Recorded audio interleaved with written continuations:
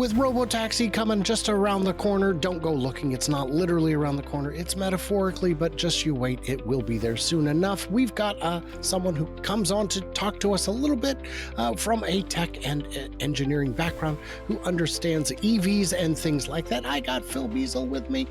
He had to part one just yesterday, day before, I'm not sure. Link in the description to that as well.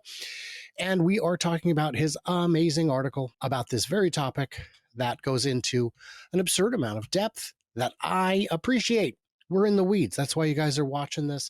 We're going to get into this. So let's get into this here in part two. Yesterday, we had just finished up with part one, but Phil had some notes he wanted to share with this, which is on these bullet points. Which ones did you want to address first? Maybe we talk a little bit about geofencing. Sure. It's kind of a fun topic. You know, when people think of geofencing, they probably think about Waymo, and they probably think about areas that are what are called inclusive areas. Mm-hmm. And I think, and Tesla, I think, has every opportunity to do that. But I think what Tesla will do is build much more granular exclusion zones.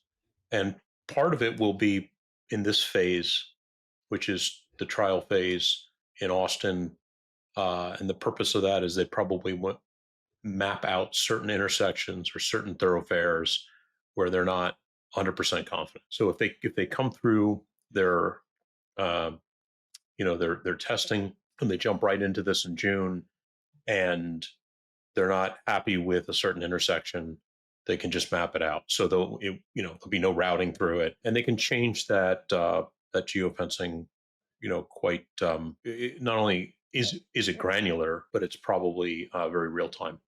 So they can change it around, and I think that's where they can really shine in terms of service. I mean, Austin itself, Waymo's there doing business as of I think March, and they're doing business in only about, like, get this wrong, about 35 square miles of what is a 325 square miles metro area, right? So obviously Tesla's trying to build a service to go anywhere at any time.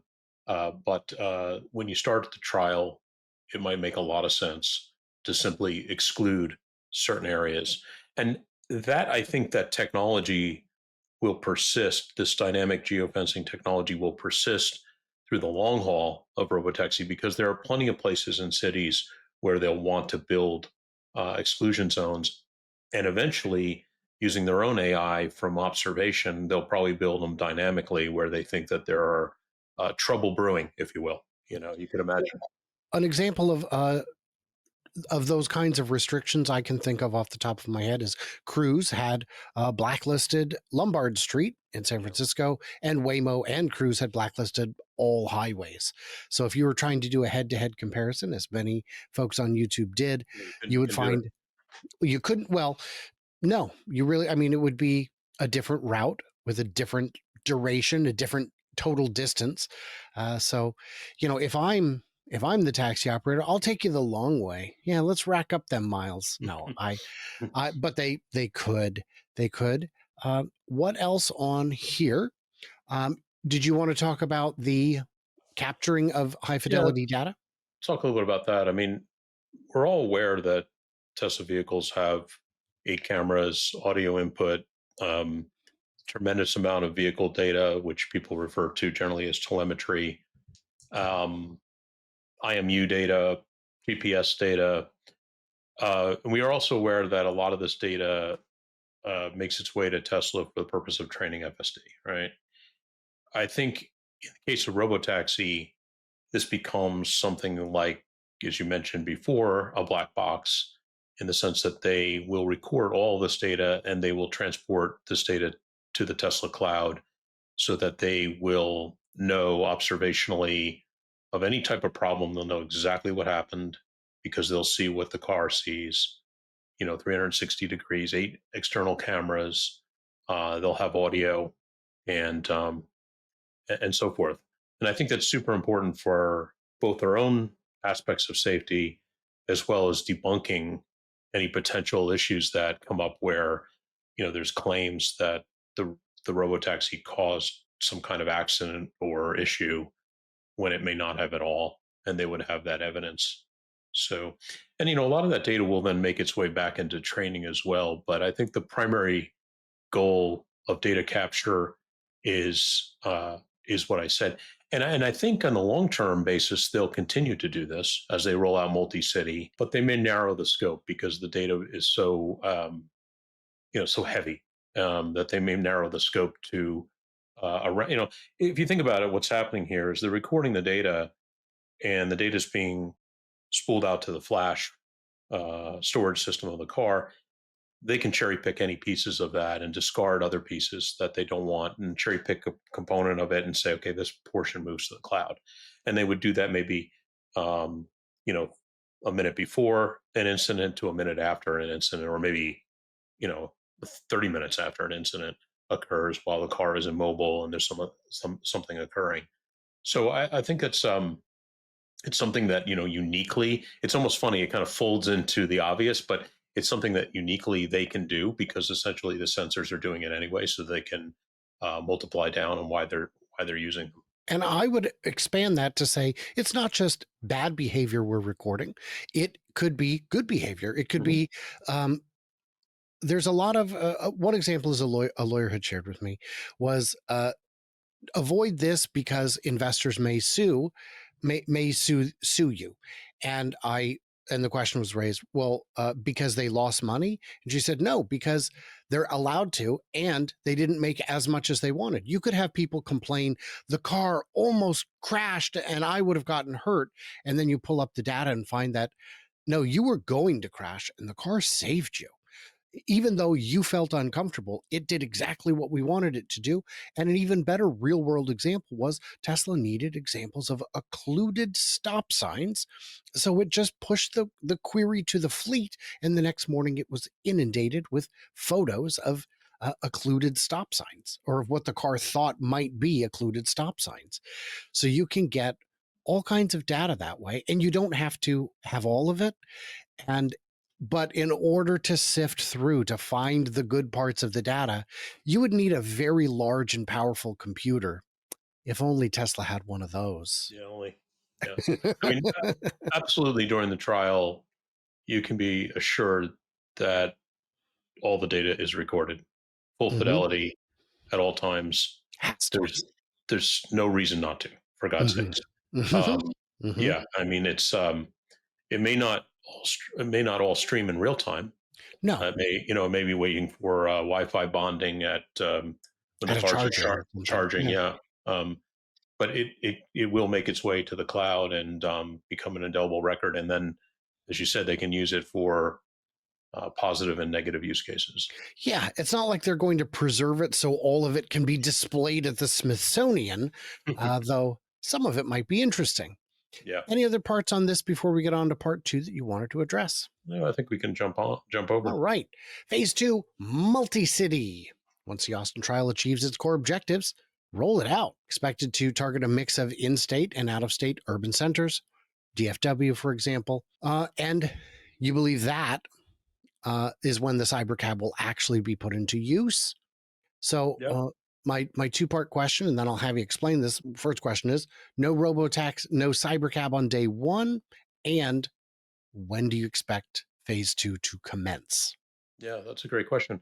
Um, no, I don't expect to see Cybercab on day one, but that doesn't mean day three.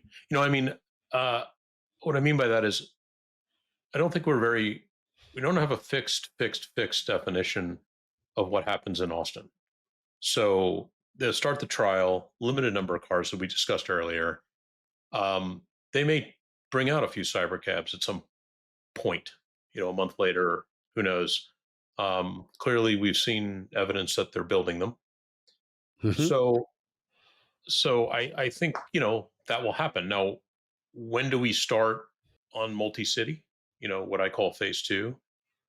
I don't think there's a hard stop there or a hard start. I think it relates on the success factors of the trial, and if they're successful, I think that my guess is, let's assume for sake of argument that the second city is Dallas, and outside of Dallas, I'm thinking that the follow cities will be the cities that Waymo is already operating in, such as in Phoenix, California, San Francisco, and LA, Phoenix, and Arizona, makes complete sense Florida. to. I believe that they're starting trial in Miami, Hmm. if I'm right, or they have some deployment. Something. But Yeah. I mean, the outlier of my point here was either Dallas, potentially San Antonio. I think the point is stay close to home here a little bit and I suspect they're already doing Austin style testing. That Project Rodeo we talked about before, I suspect they're doing that already in the next city, Hmm. um, and Oh. makes complete sense. Why not? Because what's happened in their testing is that they've learned how to learn how to scale their testing as well. Right? So Hmm. it's a very manual. Like they went from probably simulated testing to um, what you'd say is more automated in approach, but not complete because it doesn't have the ground truth.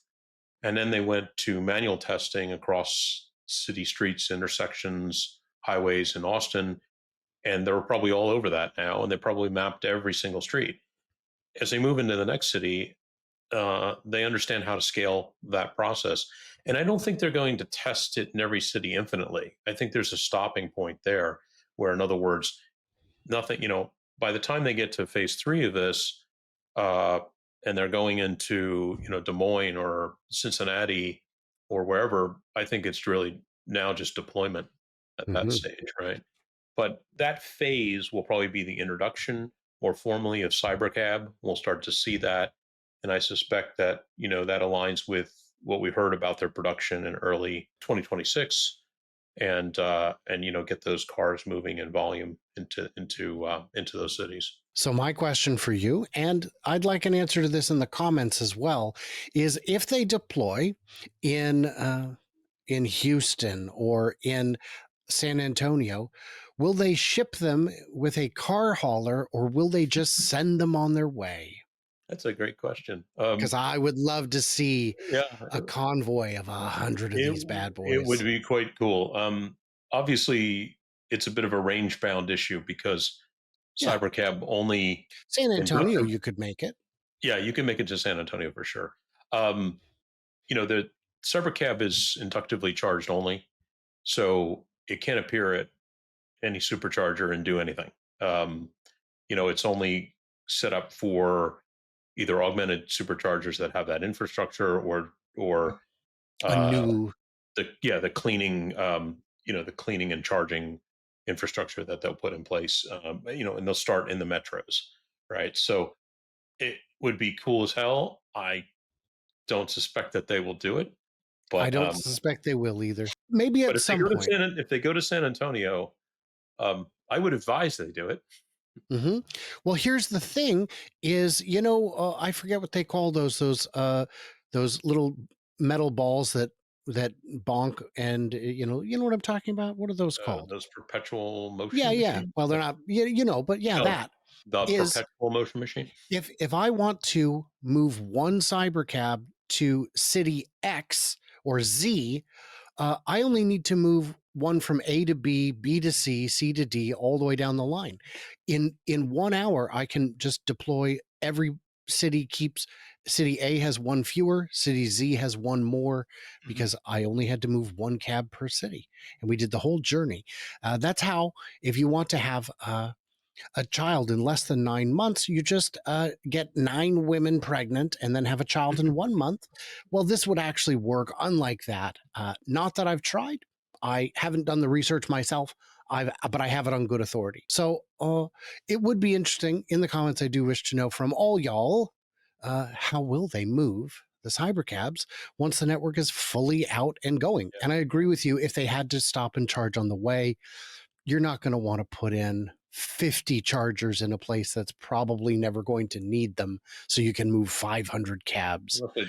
Unless they do something mobile. I mean, it would be a great PR stunt for sure. It would be Yeah, beautiful. and People would gather on overpasses. yeah, And no, they wouldn't. I would. you would. I would. Yeah, that'd be pretty cool. But I mean, it's going to be regardless. It will be something else to see these cyber cabs themselves. I mean, they're a very different looking vehicle, And to see these up close and personal and in volume in a city is just going to be mind bending, I think, for most. You saw the Cybercab in person. Mm. You've climbed into it, yes? Yes, yes. How was your ingress and egress? It's pretty awesome. It's very roomy. I mean, it's a The two-person door is vehicle. huge.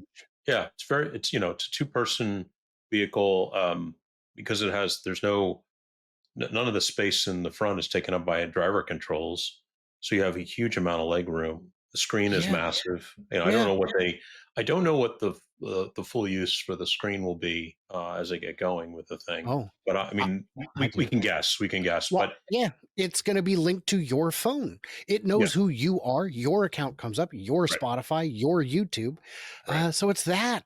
Uh, I just wanted to get one more voice on that because I still periodically have people who don't believe my experience is real. That they said, "Well, I saw when you got into the car, you bonked your head." I said, I had no hands. I had a microphone in one and a Mm, camera in the other, yeah, and I yeah. still got in and out of the car effortlessly." So, It's up and close and personal. That car, it looks very different. It feels very different than when you see a yeah, little picture of it somewhere. It's very presentational. You can't miss it. it's Uh, beautiful. and and It's and so striking. when you see these kind of gold cars, and they're leaning in heavy to a one color process because of eliminating the paint shop for this car, right? So Yeah. the goal is to build a brand around that. So I guarantee the car we saw is going to look like the cars that come out of that factory Now create our city. there are still going to be painted components, but Yeah, far, yeah, far fewer, yeah, and yeah, they won't require precision painting. yeah. They're not if you've got drips on your stamped steel beneath your carpet, you will never know. And if you ever find out, you won't care. Uh, Now we've got to talk about, of course, phase three scale. Yeah, well, phase three is the obvious one. It's the one that I think the reason I wrote this article this way is I was thinking about how you roll out a program of this complexity. And I tried to keep this very lightweight. And I think there's a lot more to the reality behind this. And I started thinking, look, most people that are thinking about robotaxi making its way to Austin in June, they think it's 0 to 1. It's just boom. There's hundreds of cars there. Mhm. The service is fully mature. That is not what's going to happen. It is a multi-phase program, and when we get to the last phase, I call this a scale out phase. And this means that we are now in the no limit scale, which is what we've done with this whole program to start with, right? We designed it to be highly available service, and to be everywhere. So, Mhm. what a no scale model would include is particularly any city they want to do business in, and any suburban or rural area they want to do business in. And then what I think happens in this phase is they kind of repeat the whole process through Europe and China. um, Mhm. there's some things you don't have to repeat because you've done all the groundwork on the early stuff. But certainly going into European cities, there's going to be differences, and things are going to want to weed out in the early days. And China's a unique environment as well. So, but that's when we get to the point where I think most people are imagining the service is that it's a highly available. What I think is the biggest challenge for, I mean, let's assume that Tesla achieves what is the holy grail of production for vehicle called ramp, right? They achieve full ramp for the Cybercab, and they're able to make, I don't know, let's just say they make them every 5 seconds, as they've said they may, um, but they'll be able to make 1,000 or more units a day, right? And at that point, um, there's a question of how they want to deploy them, and they have to meet. There's sort of a Goldilocks principle here, right? They have to get it just right. They can't oversupply, or they're wasting precious Resource. resources, and they can't undersupply because then the service looks like some of the bad experiences we have with Uber today, what I call crowded moments in cities, which is what half the time we're in a city taking in Uber, it's not that we're just visiting. We're usually visiting for a purpose, a large event, a convention, something like that. And those are the times when availability kills you, and you just can't move with those things. Mhm. You could look at. I remember I was in San Francisco going to a music event, and um I was looking at an hour and a half to get in an Uber. No. So yeah, No, I can walk home in an hour and a half. and ironically, I just had the hotel bell captain call the cab. You know, those old style cabs. Mhm. Whistled down a cab, and the guy showed right up. So, uh, And he was grateful. and he was grateful. I'll tell And you, I in think, China, I was using the service Didi, which is mhm, their Uber. They actually bought or merged or something like that. yeah, yeah, Basically, Uber was pushed out, and so Didi bought the service. And the locals swear by it. It's so much better. And every time I would ride in a Didi, it would take absolutely ages to arrive. And sometimes I would just give up and say, forget it. And I just stick my hand out and a cab would pull up and away we go. This is, I don't understand. There is a critical mass you have to hit to roll out. you have to do it, and I think um, Tesla has some really great advantages here. Besides having a very low cost platform, like total capital cost per unit is much lower than the competition. Also, with respect to say Uber, if you kind of run them up as a competition, much of the availability problem is serving the needs of the driver. Where does he want to go? Not where the Yeah. passenger wants to go. I mean, the reason that a lot of times you can't get availability in a city is that no Uber driver wants to be in that part of the city. You might be in the nicest part of the city, but you might be only one ride a day and he doesn't want you. Yeah. So he's not showing up. Tesla also, just from a technology perspective, can deploy a lot of AI tech here to figure out. I mean, Uber's done this to a certain in certain respect, but I think Tesla can lean in much harder and really figure out where they need to be in the city, Hmm. and not only where they need to be, but what kind of capacity they need. So I think what we'll see, one of the things I think we'll see with Cybercab is we'll see them pre-positioned like we used to for us people that are slightly older. You used to go to an airport and there'd be 20 cabs sitting there, and some Hmm. airports still have that, and some airports don't. But that was a beautiful thing, right? You jumped into that cab. The cabbie would leave the airport grounds before he even ascertained your destination, and so you got this really great efficiency going. And I suspect with Cybercab, we'll have exactly the same thing. We'll see them lining up at exits from events, restaurants, hotels. They'll be sitting at places where people generally pick them up, and the idea of summoning these things will be close to from either a process of hitting a button to just getting in the thing and going.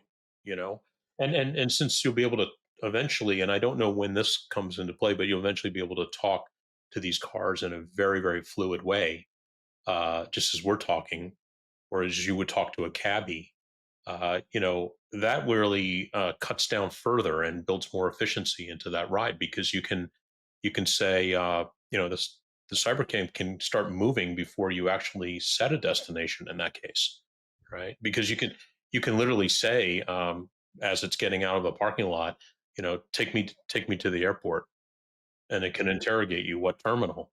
Terminal 3. Do you want arrivals or departures? Departures. Well, one that I heard people say is, if I'm at the airport and there's 50 cybercabs, how do I know which one is mine? And my answer to that is, does it matter? If It it doesn't says matter. if it No. says it's your turn, get in any one of them, the Yeah. Bluetooth will identify you Yeah. and it'll Yeah. say, I know you're going to the Marriott. Yeah. I think what we're going to see is some repeats on the types of things we've come to expect with Uber, which is like, okay, what do we do there?